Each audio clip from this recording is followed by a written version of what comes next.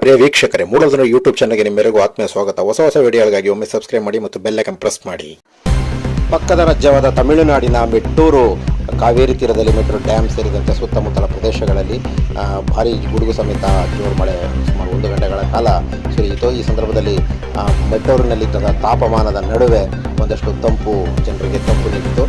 ಪ್ರಮುಖವಾಗಿ ಮಲೆ ಮಹದೇಶ್ವರ ಬೆಟ್ಟಕ್ಕೆ ಬರುವಂತಹ ಭಕ್ತಾದಿಗಳ ಪರದಾಟ ಹೇಳುತ್ತಿರೋದು ಈ ಭಾಗದಲ್ಲಿ ಇದು ಪ್ರಮುಖವಾದ ವಿಷಯ.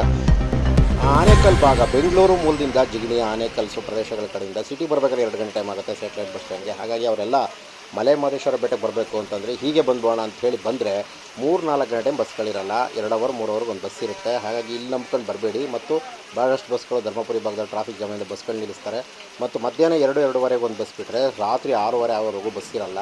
ಹಾಗಾಗಿ ಕರ್ನಾಟಕ ಭಾಗದಿಂದಲೂ ಕೂಡ KSRTC ಬಸ್ಗಳನ್ನ ಸಂಪೂರ್ಣ ಇಂಟರ್ಸ್ಟೇಟ್ ಬಸ್ಗಳನ್ನೆಲ್ಲ ನಿಲ್ಲಿಸಿದ್ದಾರೆ. ಕೊಳ್ಳೇಗಾಲ ಡಿಪೋದವರು ನಿಲ್ಲಿಸಿದ್ದಾರೆ, KNR ಡಿಪೋದವರು ನಿಲ್ಲಿಸಿದ್ದಾರೆ, ನಂಜನಗೂಡು ಡಿಪೋ ನಿಲ್ಲಿಸಿದ್ದಾರೆ. ಸೇಲಂ ಭಾಗದಿಂದ, ಈರೋಡ್ ಭಾಗದಿಂದ ಬರ್ತಿದ್ದಂಥ ಒಂದು 4-5 ಬಸ್ಗಳು ಸಹ ಸ್ಥಗಿತವಾಗಿದೆ. ತಮಿಳುನಾಡು ಬಸ್ಗಳು ಸಹ ಬಹುತೇಕ ನಿಂತಿದೆ. ಮಧ್ಯದಲ್ಲಿ 3 ಅವರ್ 4 ಅವರ್ಗೆ ಒಂದು ಬಸ್ ಇದೆ. ಇದನ್ನು ನಂಬ್ಕೊಂಡು ಮಲೆ ಮಹದೇಶ್ವರ ಬೆಟ್ಟಕ್ಕೆ ಬೆಂಗಳೂರು ಕಡೆಯಿಂದ ಬರಬೇಡಿ. ನೀವು ಬಸ್ ನಂಬ್ಕೊಂಡು ಕಾರ್ಲ್ ಬರೋರಿಗೆ ಒಂದಷ್ಟು ಹತ್ತಿರ ಆಗಬಹುದು ಈ ಪ್ರದೇಶ. ಹಾಗಾಗಿ ಮೆಟ್ಟೂರು ಜಲಾಶಯ ಬಂದು ಅಲ್ಲಿ ಬಸ್ ನಿಲ್ದಾಣ ಜಾಗ ಇಲ್ಲ, ನಿಂತ್ಕೊಳ್ಳೋಕೆ ಜಾಗ ಇಲ್ಲ. ಬಸ್ ನಿಲ್ದಾಣ ರಿಪೇರಿ ಆಗ್ತಾಯಿದೆ, ಬಸ್ ಇನ್ನೂ ಅಲ್ಲಿ ಕನ್ಸ್ಟ್ರಕ್ಷನ್ ನಡೆದಿಲ್ಲ. ಹಾಗಾಗಿ ತಾತ್ಕಾಲಿಕ ಬಸ್ ನಿಲ್ದಾಣದಲ್ಲಿ ಜನ ಪರದಾಡಬೇಕಾಗತ್ತೆ. ಹಾಗಾಗಿ ಬಸ್ಸು ಮಲೆ ಮಹದೇಶ್ವರ ಬೆಟ್ಟ ಭಕ್ತರುಗಳಿಗೆ ನನ್ನ ಕಿವಿ ಮಾತು ಏನಂದರೆ, ನೀವು ಎಷ್ಟೇ ಲೇಟ್ ಆದರೂ ಪರವಾಗಿಲ್ಲ, ಬೆಳಗ್ಗೆ 9 ಗಂಟೆಗೆ ಬಂದು ರಾತ್ರಿ 9 ಗಂಟೆವರೆಗೂ ಎಷ್ಟೋ ಜನ ಸೇರದೇ ಇರೋವಂಥ ಪರಿಸ್ಥಿತಿ ಮಹದೇಶ್ವರ ಬೆಟ್ಟದಲ್ಲಿ ಕಾಣ್ತಾ ಇದೆ. ಹಾಗಾಗಿ ದಯಮಾಡಿ ನೀವು ಬೆಂಗಳೂರು ಮೂಲದವರು, ಆನೇಕಲ್ ಭಾಗದವರು, ಕನ್ನಡ ಭಾಗದವರು ಸಾಧ್ಯವಾದರೆ ಕೊಳ್ಳೇಗಾಲ ಮೂಲಕನೇ ಬನ್ನಿ. ನಿಮಗೆ ಒಂದು 3 ಅವರ್ಸು ಅಲ್ಲೊಂದು 1 ಅವರ್ ಆದರೆ ಎಕ್ಸ್ಟ್ರಾ ನೀವು 6 ಅವರ್ಸ್ಗೆಲ್ಲ ಮಹದೇಶ್ವರ ಬೆಟ್ಟಕ್ಕೆ ಸೇರಬಹುದು.